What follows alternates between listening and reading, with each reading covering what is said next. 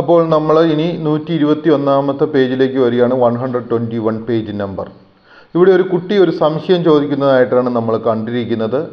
How does the features get nutrients and how is waste removed from it's body. അതായത് നമ്മളോട് ചോദിച്ചിരിക്കുന്ന അല്ലെങ്കിൽ ആ കുട്ടിയുടെ സംശയം ഇതാണ്: എങ്ങനെയാണ് ഗർഭസ്ഥ ശിശുവിന് പോഷണങ്ങൾ ലഭിക്കുന്നതും അതിൻ്റെ ശരീരത്തിൽ നിന്ന് മാലിന്യങ്ങൾ നീക്കം ചെയ്യപ്പെടുന്നതും എന്നുള്ളതാണ് നമ്മളോട് അല്ലെങ്കിൽ ഇവിടെ തന്നിരിക്കുന്ന ചോദ്യം. അതായത് ഹൗ ഡസ് എങ്ങനെയാണ് ദ ഫീച്ചേഴ്സ്, അതായത് ഗർഭത്തിലായിരിക്കുന്ന ആ ശിശുവിന് ഗെറ്റ് ന്യൂട്രിയൻ പോഷകങ്ങൾ ലഭിക്കുന്നത്, ആൻഡ് ഹൗ എങ്ങനെയാണ് വേസ്റ്റ് റിമൂവ്ഡ്, അതായത് വേസ്റ്റ് ആവശ്യമില്ലാത്ത പദാർത്ഥങ്ങൾ, ടോക്സിക് പദാർത്ഥങ്ങൾ റിമൂവ്ഡ് ഫ്രം ഇറ്റ്സ് ബോഡി, അതിൻ്റെ ശരീരത്തിൽ നിന്നും മാറ്റപ്പെടുന്നത്.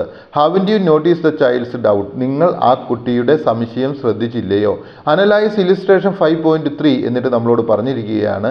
ഇലിസ്ട്രേഷൻ 5.3 എന്താണ്? ചിത്രീകരണം 5.3 എന്ന് വിളിക്കുന്ന ചിത്രീകരണം 5.3 നമ്മളോട് എന്താണ് ചെയ്യുന്നത്? വിശകലനം ചെയ്യുവാനാണ് പറഞ്ഞിരിക്കുന്നത്. എന്താണ് വിശകലനം ചെയ്യുക? എന്താണ് ഈ ഇലിസ്ട്രേഷൻ? അതിനുശേഷം നമ്മളോട് പറഞ്ഞിരിക്കുകയാണ് find answer to the doubt, നമ്മളോട് അതിന് ഉത്തരം കണ്ടെത്തുക എന്നാണ് പറഞ്ഞിരിക്കുന്നത്. അതായത് ഈ തന്നിരിക്കുന്ന ഡൗട്ടിന് ഉത്തരം കണ്ടെത്തുവാനാണ് പറഞ്ഞിരിക്കുന്നത്. അപ്പം ഇവിടെ ആദ്യമായിട്ട് നമ്മൾ കാണപ്പെട്ടിരിക്കുന്നത് ആ പിക്ചറിലേക്ക് നിങ്ങൾ നോക്കിക്കൊള്ളണം കേട്ടോ. ആ പിക്ചർ ഇല്ലാതെ നിങ്ങൾക്ക് ഇതൊരിക്കലും മനസ്സിലാവുകയില്ല. ഒന്നാമതായിട്ട് നമുക്ക് തന്നിരിക്കുന്നത് പ്ലാസൻറ്റ എന്ന് പറയുന്ന ഒരു ഭാഗമാണ്. ഈ പ്ലാസൻറ്റ എന്താണെന്ന് പറഞ്ഞിട്ടുണ്ട്. A temporary structure formed after the blastocyst adheres to the uterine wall. അപ്പോൾ അതായത് ഈ പ്ലാസൻറ്റ എന്ന് പറഞ്ഞു കഴിഞ്ഞാൽ എന്താണ്? അതായത് ഈ ഗർഭാശയത്തിലേക്ക് നമ്മൾ പറഞ്ഞല്ലോ ബ്ലാസ്റ്റോസിറ്റ്, അതായത് കോശങ്ങൾ വിഭജനം ചെയ്ത് ഒരു ബോൾ രൂപത്തിലായിരിക്കുന്ന അത് ഗർഭാശയത്തിലേക്ക് ഒട്ടിപ്പിടിച്ചിരിക്കുന്നു. ഈ ഗർഭാശയത്തിന് ചുറ്റും എന്താണ് പറയുന്നത്, ഒരു ലൈനിങ് പോലെ ഉണ്ടായിട്ടുണ്ടെന്ന് പറഞ്ഞു. ഗർഭം ധരിക്കുന്നതിന് വേണ്ടിയിട്ട് അതിലേക്ക് ഭിത്തിയിലേക്ക് ഒട്ടിപ്പിടിച്ച ശേഷം താൽക്കാലികമായിട്ട് എന്ത് ചെയ്യപ്പെടുന്നു? രൂപപ്പെടുന്ന ഒരു സംവിധാനമാണ് adheres to the uterine wall. Okay, temporary structure, താൽക്കാലികമായിട്ട് രൂപപ്പെടുന്ന എന്താണ് രൂപപ്പെടുന്ന ഒരു സ്ട്രക്ചറാണ്, ഒരു രൂപമാണ് ഇത്, അല്ലെങ്കിൽ ഒരു അഡ്ജസ്റ്റ്മെൻറ്റ് പരിപാടിയാണ് എന്താണ് എന്ന് പറയുന്നത്. രൂപപ്പെടുന്ന ഒരു താൽക്കാലിക സ്ട്രക്ചറാണ് അല്ലെങ്കിൽ ഒരു സംവിധാനമാണ് ഈ പ്ലാസൻറ്റ എന്ന് പറയുന്നത്.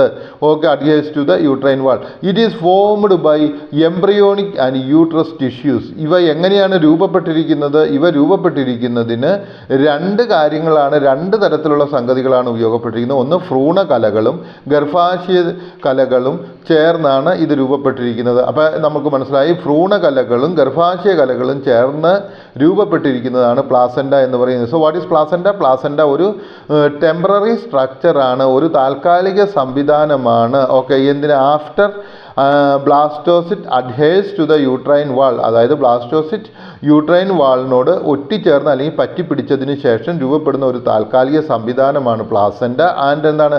It is formed by the embryonic and uterine tissues. ഇത് യൂട്രൈൻ ടിഷ്യൂസും അതുപോലെ തന്നെ ഗർഭാശയത്തിനകത്തുള്ള ആ ടിഷ്യൂകളും അതുപോലെ തന്നെ എംബ്രിയോണിക് ടിഷ്യൂസും അല്ലെങ്കിൽ ഗർഭാശയ കലകളും ഗർഭസ്ഥ ശിശുവിന് രൂപപ്പെടുമ്പോൾ ഉണ്ടാകുന്ന ആ കലകളും തമ്മിൽ, ഗർഭാശയ കലകളും ഭ്രൂണകലകളും ചേർന്നാണ് ഇത് രൂപപ്പെട്ടിരിക്കുന്നത്. ഓക്കെ, അപ്പോൾ പ്ലാസൻറ്റ എന്താണെന്ന് മനസ്സിലായി. ഇനി നമ്മൾ പഠിക്കുവാൻ പോകുന്നത് അംബ്ലിബിക്കൽ കോഡ്. അംബ്ലിബിക്കൽ കോഡ് എന്ന് പറഞ്ഞു കഴിഞ്ഞാൽ എന്താണ്?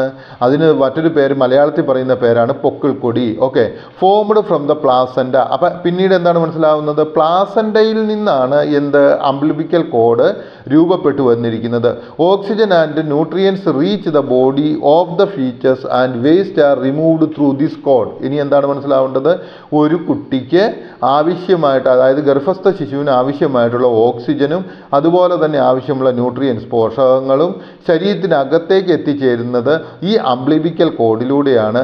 അതുപോലെ തന്നെ കുട്ടിയുടെ ശരീരത്തിൽ നിന്നും ഉണ്ടാകുന്ന വേസ്റ്റുകളും ഈ അംബ്ലിബിക്കൽ കോഡിലൂടെയാണ് പുറത്തേക്ക് പോകുന്നത്. അംബ്ലിബിക്കൽ കോഡ് എവിടെ നിന്നാണ് രൂപപ്പെട്ടു വരുന്നത്? പ്ലാസൻറ്റയിൽ നിന്നാണ്. അപ്പോൾ പ്ലാസൻറ്റ എന്താണ്? ഗർഭാശയ കലകളും അതുപോലെ തന്നെ ഫീച്ചസിൻ്റെ ഭ്രൂണകലകളും ചേർന്നുണ്ടാകുന്ന ഒരു താൽക്കാലിക സംവിധാനമാണ്. ബ്ലാസ്റ്റോസിറ്റിന് വേണ്ടിയിട്ട് ആ ബ്ലാസ്റ്റോസിറ്റ് ഈ ഗർഭാശയത്തിലേക്ക് പറ്റിപ്പിടിച്ചതിന് ശേഷം ഉണ്ടാകുന്ന ഒരു താൽക്കാലിക സംവിധാനമാണ്. ആ സംവിധാനത്തിലേക്കാണ് അംബ്ലിബിക്കൽ കോഡ് എന്ന് പറയുന്ന സംഗതി എന്ത് ചെയ്യുന്നത്, പൊക്കിൾക്കൊടി ബന്ധപ്പെട്ടിരിക്കുന്നത്. ഈ പൊക്കിൾക്കൊടിക്ക് അകത്തുകൂടിയാണ് ന്യൂട്രിയൻറ്റും ഓക്സിജനും കുഞ്ഞിന് കിട്ടുകയും അതോടൊപ്പം തന്നെ ശരീരത്തിന് ആവശ്യമില്ലാത്ത വേസ്റ്റ് പദാർത്ഥങ്ങൾ പുറത്തേക്ക് പോവുകയും ചെയ്യുന്നത്.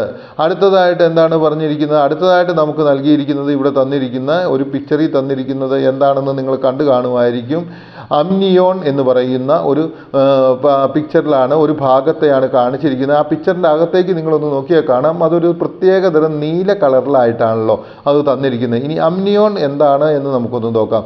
The membrane formed from the embryonic cells during the early stage of development. അതായത് അമ്നിയോൺ എന്ന് പറഞ്ഞു കഴിഞ്ഞാൽ വളർച്ചയുടെ ആരംഭഘട്ടത്തിൽ during the early stage of the development ഭ്രൂണകോശങ്ങളിൽ നിന്ന് എംബ്രിയോണിക് സെല്ലിൽ നിന്ന് രൂപപ്പെടുന്ന ആവരണം, അതിനു ചുറ്റും ഒരു മെംബ്രെയിൻ, ഒരു ആവരണമാണ്. അതായത് വളർച്ചയുടെ ആരംഭഘട്ടത്തിൽ ഈ ശിശുവിനെ പൊതിഞ്ഞ് രൂപപ്പെടുന്ന ഭ്രൂണകോശങ്ങളിൽ നിന്നും രൂപപ്പെടുന്ന ഒരു ആവരണമാണ് അമ്നിയോൺ എന്ന് പറയുന്നത്. അപ്പോൾ അമ്നിയോൺ എന്താണെന്ന് നിങ്ങൾക്ക് മനസ്സിലായി എന്ന് ഞാൻ പ്രതീക്ഷിക്കുന്നു. അടുത്തതായിട്ട് നമ്മൾ കാണുന്നത് എന്താണ് എന്ന് വെച്ച് കഴിഞ്ഞാൽ അമ്നിയോട്ടിക് ഫ്ലൂയിഡ് എന്നുള്ളതാണ്. അമ്നിയോട്ടിക് ഫ്ലൂയിഡ് എന്ന് വെച്ച് കഴിഞ്ഞാൽ എന്താണ്, found within the membrane called amnion. അതായത് അമ്നിയോട്ടിക് ഫ്ലൂയിഡ് എന്ന് പറയുന്നത് എന്താണ് എന്ന് ചോദിച്ചു കഴിഞ്ഞാൽ അമ്നിയോൺ എന്ന ആവരണത്തിൻ്റെ ഉള്ളിൽ കാണപ്പെടുന്ന ഒരു തരം ദ്രവങ്ങളാണ്. ഓക്കെ, നമുക്ക് മനസ്സിലായി. അപ്പം ഈ അമ്നിയോണിൻ്റെ അകത്ത് നിറച്ച് ഒരു തരം ദ്രവമുണ്ടായിരിക്കും. ഓക്കെ, അതിന് അമ്നിയോട്ടിക് ഫ്ലൂയിഡ് എന്നാണ് പറയുന്നത്. ഓക്കെ, ഈ കുഞ്ഞ് ആ ഫ്ലൂയിഡിനകത്താണ് കിടക്കുന്നത്. ഓക്കെ, പ്രിവെൻസ് ഡീഹൈഡ്രേഷൻ, അതായത് നിർജ്ജലീകരണം. ആർക്ക്? ആ കുഞ്ഞിന് അകത്ത് കിടക്കുന്ന കുഞ്ഞിനെ നിർജ്ജലീകരണത്തിൽ നിന്നും സംരക്ഷിക്കുന്നു. ഓഫ് ദ ഫീച്ചേഴ്സ്, അല്ലെങ്കിൽ ആ കുഞ്ഞിനെ, ഗർഭസ്ഥ ശിശുവിനെ എന്ത് ചെയ്യുന്നു, നിർജ്ജലീകരണത്തിൽ നിന്നും അമ്നിയോട്ടിക് ഫ്ലൂയിഡ് തടയുന്നു. And protect it from external shocks, അതുപോലെ തന്നെ ബാഹ്യക്ഷതങ്ങളിൽ നിന്നും അതിനെ സംരക്ഷിക്കുന്നു. അപ്പോൾ അമ്നിയോട്ടിക് ഫ്ലൂയിഡ് എന്ന് പറഞ്ഞാൽ എന്താണ്, അമ്നിയോൺ എന്ന് പറയുന്ന ആവരണത്തിനകത്ത് കിടക്കുന്ന ഒരു ഫ്ലൂയിഡാണ് അമ്നിയോട്ടിക് ഫ്ലൂയിഡ്. ഈ അമ്നിയോട്ടിക് ഫ്ലൂയിഡിനകത്താണ് ഗർഭസ്ഥ ശിശു കിടക്കുന്നത്. ഈ അമ്നിയോട്ടിക് ഫ്ലൂയിഡിൻ്റെ പ്രധാന ഫംഗ്ഷൻ എന്താണെന്ന് വെച്ചാൽ ഗർഭസ്ഥ ശിശുവിനെ ഭാഗ്യക്ഷതങ്ങളിൽ നിന്ന് സംരക്ഷിക്കുകയും ഡീഹൈഡ്രേഷനിൽ നിന്ന് അല്ലെങ്കിൽ നിർജ്ജലീകരണത്തിൽ നിന്നും സംരക്ഷിക്കുകയും ചെയ്യുന്നു. ഓക്കെ, ഇപ്പം നിങ്ങൾക്ക് ഇത്രയും മനസ്സിലായെന്ന് തോന്നുന്നു. ഇനി നമ്മളോട് പറഞ്ഞിരിക്കുന്ന ആ കുട്ടിയുടെ സംശയത്തിലേക്ക് ഒന്ന് പോകാം. ആദ്യം തന്നെ ആ കുട്ടിയുടെ സംശയം ഇതാണ്, നമ്മൾ കണ്ടു, how does the features get nutrients and how it's waste removed from the body.